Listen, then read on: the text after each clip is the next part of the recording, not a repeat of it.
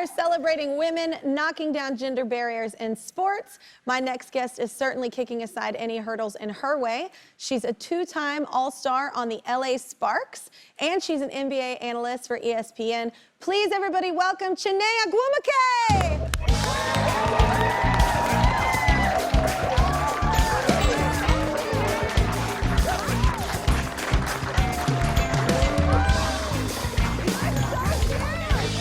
We could hug. It's so, and I wish I were tall. I'm 5'3". It's so bad. I could throw you an inch or two. Yeah, you can. I was like, I'll take more than that. So you basically have two full-time jobs. I know how that feels. And yeah, so how do you deal with it? How do you balance? I don't. I really don't. I am the horrible. honest answer, folks.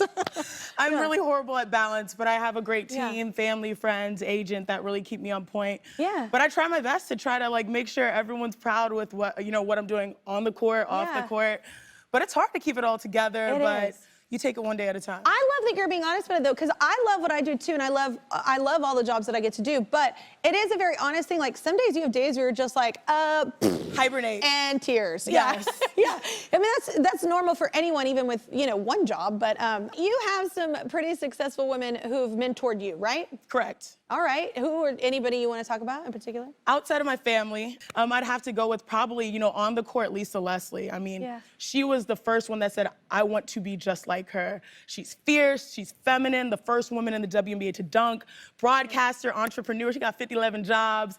And so Lisa, like even in my highs and lows with injuries and setbacks, she was always there for me. And then I guess in the classroom, because I'm low-key a nerd, I am a nerd, so you're welcome.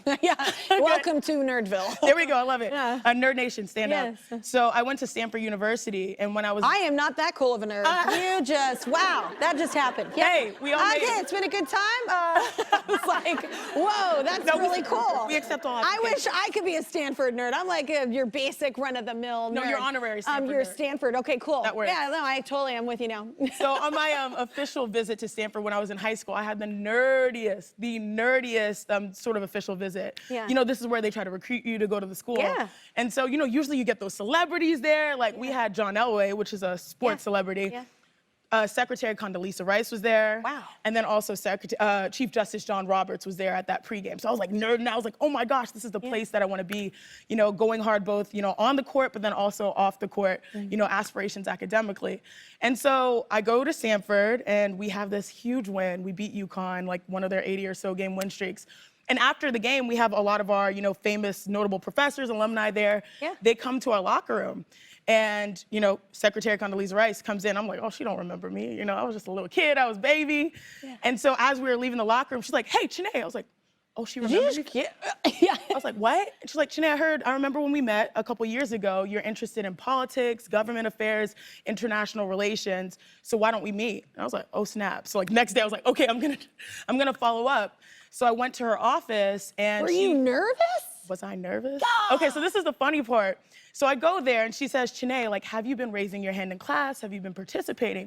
I was like, nah, like I'm nervous. This is Stanford. Like I knew in high school I was smart, but like Stanford smart is a different level of intimidation. So I go and she's like, Chiney, you just like played UConn on national television and you could like play basketball in front of millions of people, but you can't raise your hand in class? Well, that's different. It is different, but I was like, I get your point. Okay, that's different. That's like, I don't like speaking in front of people like a speech, but I can sing in front of billions and be fine. See, it's a game mode. Yeah. It's a game mode. Yeah, you psych yourself, Exactly. And so when she made that point, she started challenging me to be as good as I can be on the court, but also understand that my energy can also go off the court as well. Absolutely. And that's academics. And so as a freshman, it sort of reset my mind.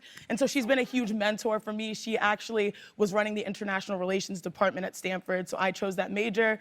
And then she gave me my diploma on graduation, and so she's my major advisor. What a beautiful life. You're only 29. Look at all the cool things you've done. And I think I want to point this out. Like the thing I love about sports ball, that's what I call it, is it creates so much opportunity. I have friends that wouldn't have been able to get into college, couldn't afford it, but because of scholarships, because of sports, they were able to. So I think that, and then, like you said, academically speaking, that helps. Getting into such a great school and then having that diploma, there's just so much opportunity there. It's so Parents cool. are happy. Yeah, I bet, They're not sad, I can promise you that. Yep, I'm still here. Just waiting for you to subscribe. If you don't, I'll be trapped in this box forever.